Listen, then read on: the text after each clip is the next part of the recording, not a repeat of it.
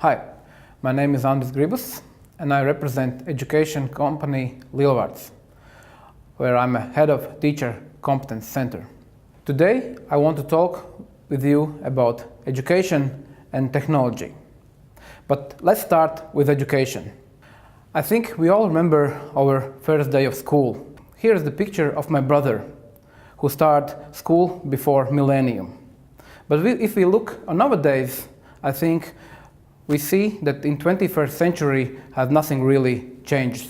It's very interesting that education is one of the industries who embrace technology very slow. If we are looking on other industries, we see that technology is everywhere, but not in education.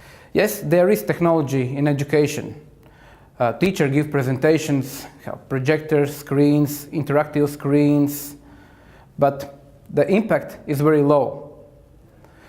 Today, I want to show you where technology could be used in more effective ways to improve student learning. One of the problems in education process is that it is like a black box. We have an input, a young kid who starts school, then is schooling process for 12 years, and then is a result. The result, who can be very good, but at the same time, for others, it can be not so good. Traditionally, teachers and students' mindset was learning to assess. We do all learnings just to be assessed. In education, we call it summative assessment. When after a learning process is assessment, exam or test, where teacher makes a grade and it's like final process. But after all, then we had result where nothing we can really change. It's a fixed process without any improvement. If you remember a time when you were at school and you came in the morning and teacher said that we are going to have a test. I think most of us emotions was like this. But the most time of the test we didn't think about questions or tasks, but behind us were thoughts about great, will it be good or bad, what will parents say, and it was like a feeling as judgment. And some of them later came to teacher and asked where we can rewrite the test. I think everybody has seen this scene from Mr. Bean where he's giving a test. I think in this picture we can see all emotions what students, people are feeling and giving when they are under this test pressure. And again, after test, we have some kind of result. For some, it's good. For some, not so good. But after this, we haven't got any chance to improve, to learn.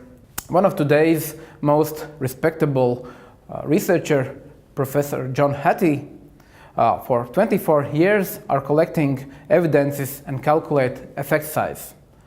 What impacts education? What impacts student outcomes? After more than 1,000 meta-analysis data, where are participated by 240 million students, he found that one of the most impactful things to do in education is giving a feedback, giving and receiving a feedback. Also, it comes together with formative assessment. That means the assessment what are not like done at the end of learning process, but it is happening in the learning process, and what we're calling assessment for learning. As you hear in education, we use specific terms like summative assessment, formative assessment, but what is the difference?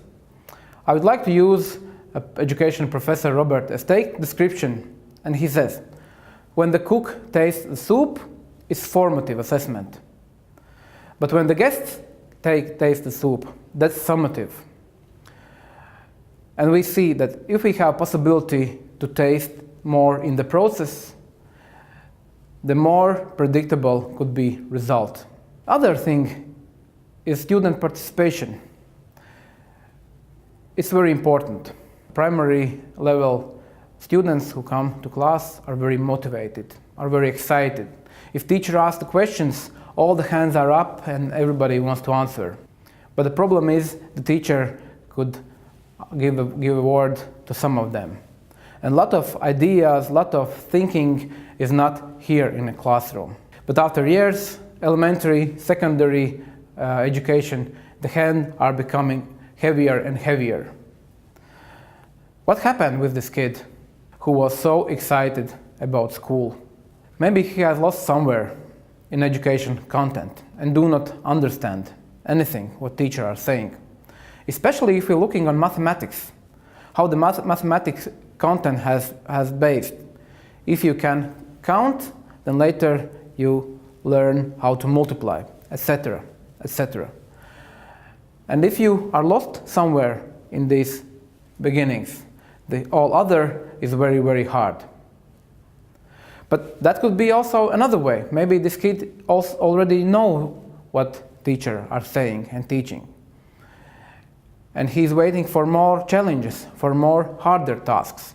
It's a very hard task for teacher to work with this both situations. Okay, if we all understand and research proves that formative assessment as daily assessment are more effective way, then here comes another problem. Teacher who should be ready to prepare and assess and mark all these daily tasks. And in most of cases, it stops teacher to use formative assessment more frequent. But hey, maybe we can allow a machine, a computer, to do all the marks. And here comes education technology. We have been working with our partners to develop tools for teachers and students to be able to create and organize formative assessment daily. For teachers, technology allows to get the real-time data and be able to react at the time when learning process happens. For example, in this picture, students are not being told that here will be a test. They're just completing a task, answer the questions, but in the meantime, teacher in real time follows everyone and can help immediately to track their individual progress, see learning progress when learning is happening. But then we see that it could be very expensive for each kid to have a device. What we see today, the most of kids have their own mobile devices, which daily they are using for communication or entertainment. But this is a place where we see that these devices could be used also in education, in learning process. The solution is ClassLow, a web-based education platform which connects teacher and student.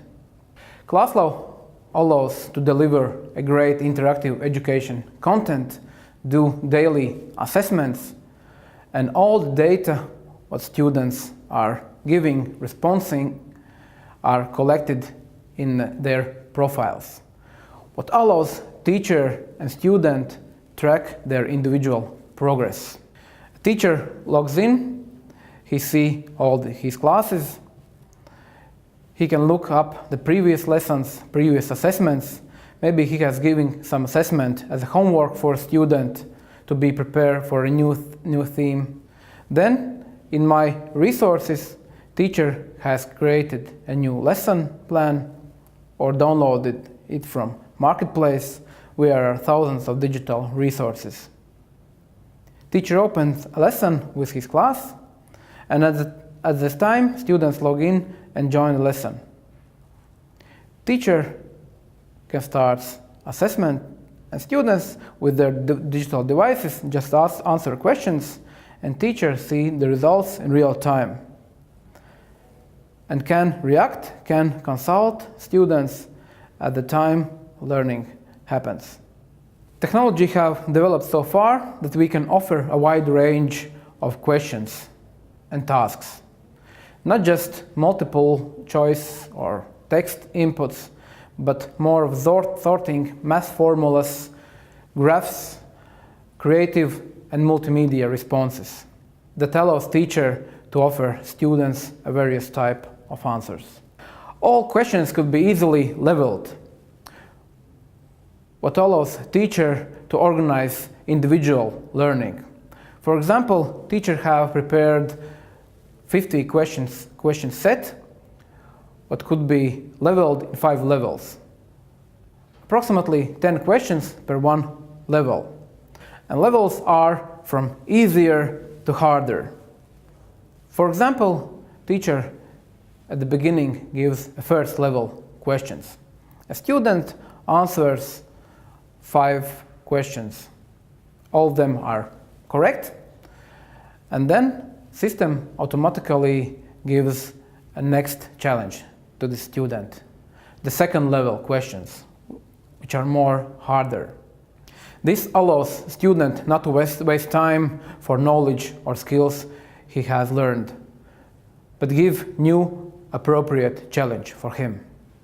This allows teacher to see student thinking, how fast it is, where students are struggling, and how student adapts on different situations and learn from mistakes.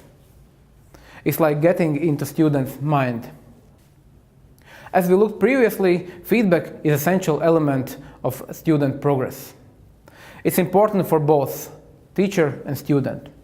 For teacher, it's important to receive feedback from students so he can understand the impact of the learning and the learning process.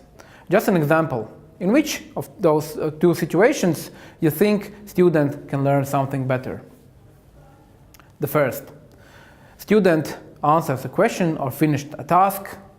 After then, teacher collects all the papers, bring them at home, make marks, make corrections.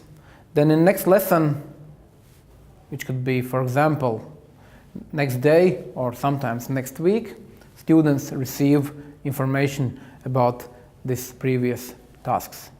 Or second, student answer a question, receive immediate feedback, whether it was correct or not correct, what was the mistake, and then can learn from mistakes, starting a next question where he can adapt his knowledge. Here's also a part of gamification strategy.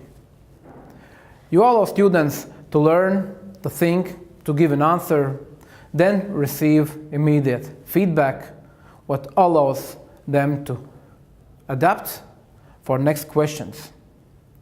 And with technology, it's happening very, very fast, which allows students to keep motivating.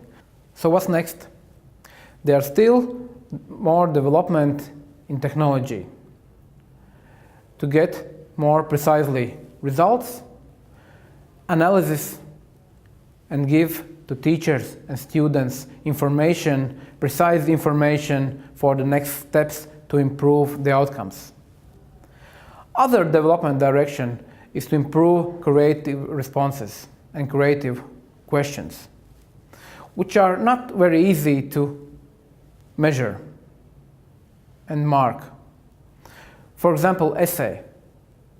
But as we see how fast are developing artificial intelligence, this could happen very, very soon. In data and evidence-based decisions are very important in education. What serves and measures impact on 12 years of schooling. And these ideas are on education company Lielvārds list today, what could give a greater impact on Latvia education system. Thank you.